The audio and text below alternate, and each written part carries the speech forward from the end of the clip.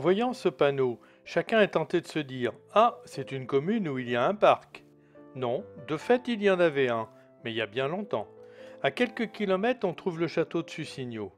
Eh bien, ce parc, c'était celui du château, dont les propriétaires étaient depuis le XIIe siècle les ducs de Bretagne, qui y venaient en résidence d'été. Vers 1250, le duc Jean Ier le Roux fit ériger une enceinte de 40 kilomètres de long, appelée depuis le mur du roi, pour pouvoir y chasser sans que le gibier ne s'échappe. Et ce parc étant interdit à tous les habitants, il fallait pour aller de Vannes à Sarzeau ou de Sarzeau à Surzur en faire le tour.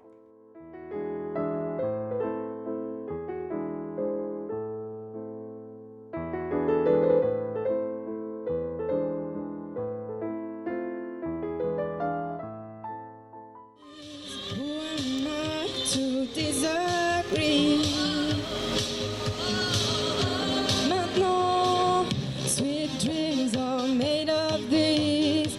Who am I to disagree? I travel the world and the seven seas. Everybody's.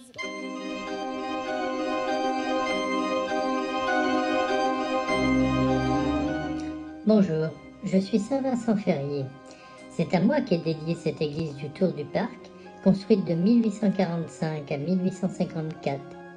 Cette commune a d'abord été une paroisse qui s'est séparée de la paroisse de Sarzeau, et ceci bien avant de devenir une commune en 1865 sous Napoléon III.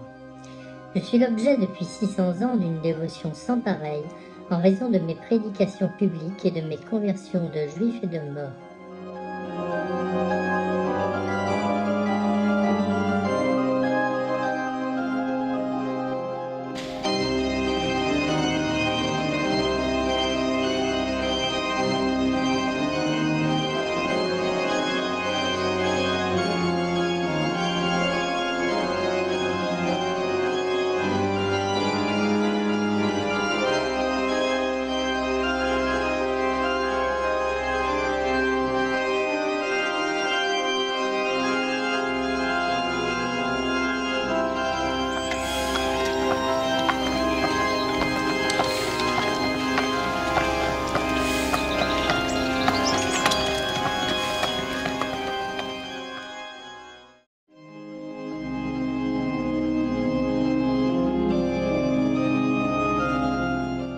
La fontaine Saint-Clair est un vestige d'un prieuré disparu, le prieuré de Loglenec, qui englobait tout cet espace au XIIIe siècle.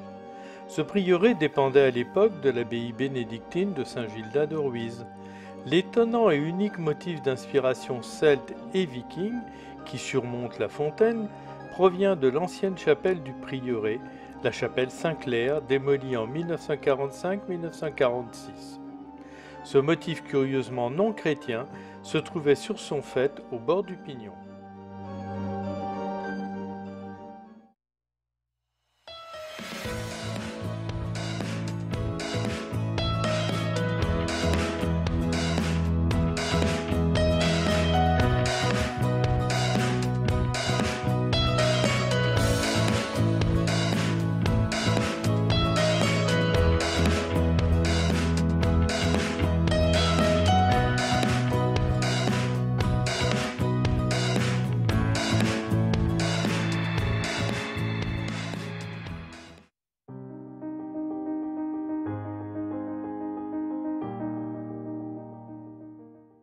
Les marais de Bourgogne. En 1499, Anne de Bretagne cède à son cousin Jean de Châlons, famille bourguignonne, l'usufruit du domaine de Ruiz. On pense généralement qu'il a donné son nom de Bourgogne à la digue aux marais. La saliculture y était déjà pratiquée.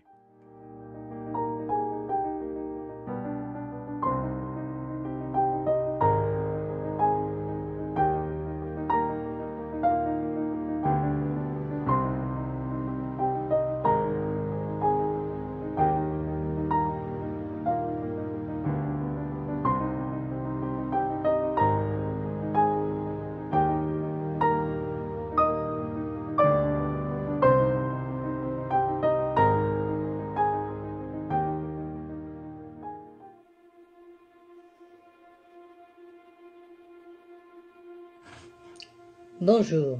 Vous ne me connaissez sans doute pas, mais j'ai pourtant donné mon nom à des lycées et à des bibliothèques, comme celle d'ailleurs du Tour du Parc. Je m'appelle Marie Lefranc et j'étais romancière. Figurez-vous que j'ai vécu ici, à Pencadénic, parmi les plus belles années de ma vie, de l'âge de 4 à 8 ans, quand mes grands-parents maternels, les Botua, m'ont gardé. J'adorais mon grand-père, Yvon, qui était passeur en barque entre Pencadénic et Pénerf. Je parle de lui et du Tour du Parc dans un de mes romans, En France marine.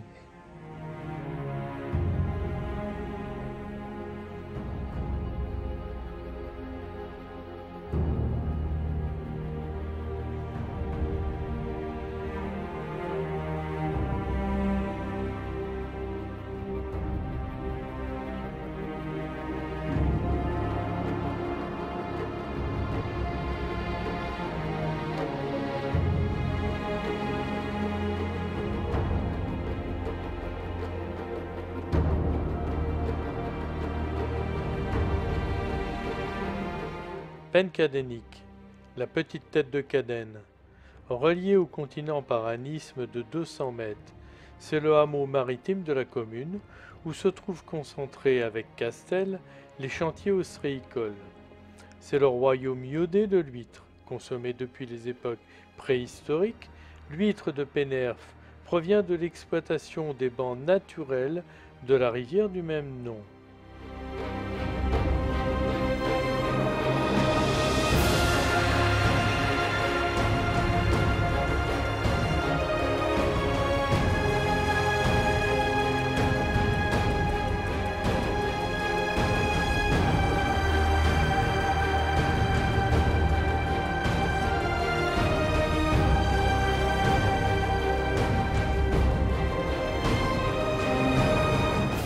Au début du XXe siècle, les Sinagos, habitants de Séné dans le Golfe et qui ont donné leur nom à leur bateau, venaient draguer l'huître dans la rivière.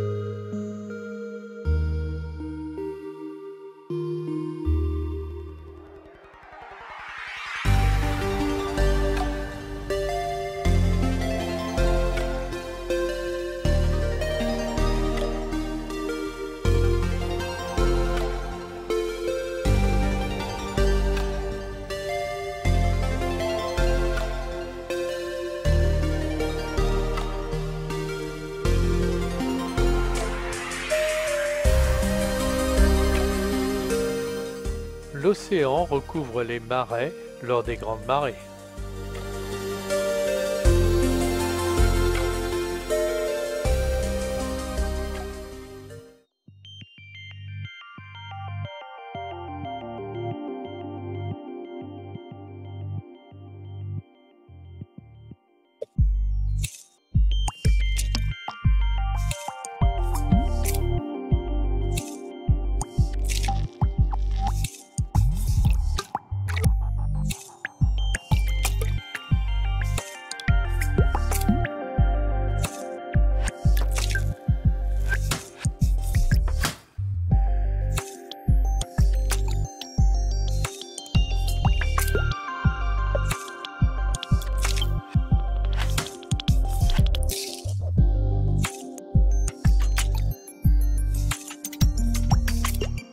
Cette maison Tocquer date de 1784.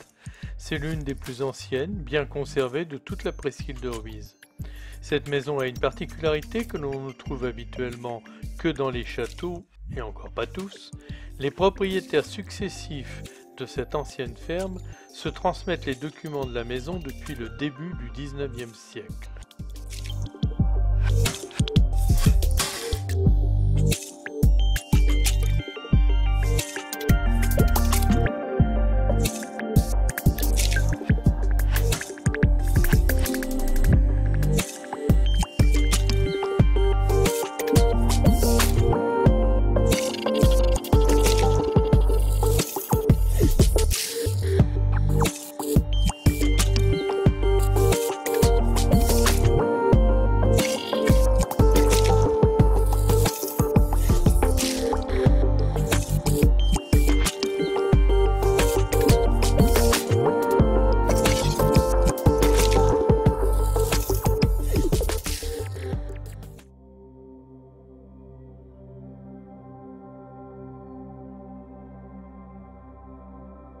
Laitier de Kerboulico, village de la famille Le Boulico.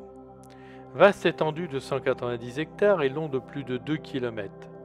Les marais maritimes ont été convertis en marais salants. L'âge d'or de ces marais sont les 17e, 18e et première moitié du 19e. Lorsque la saliculture périclita, les marais salants furent transformés en clairs ostréicoles pour l'affinage des huîtres.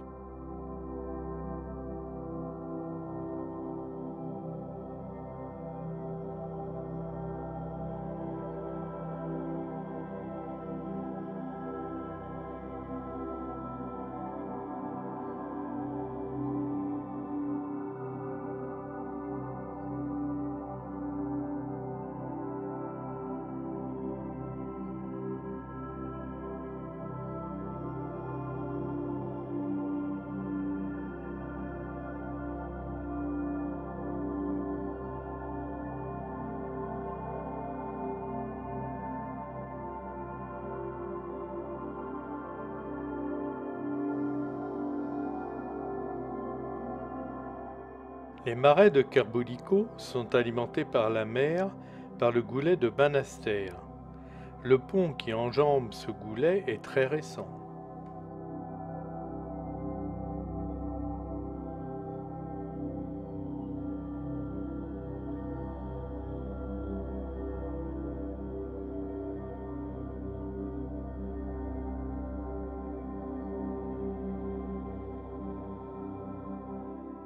Ce pont, construit en 1967 à l'initiative de Raymond Marcellin et du maire de l'époque Léon Mahé, a permis de désenclaver la commune par l'est. Depuis toujours, il fallait franchir l'étier de Kerboulico en char à banc quand le courant n'était pas trop fort.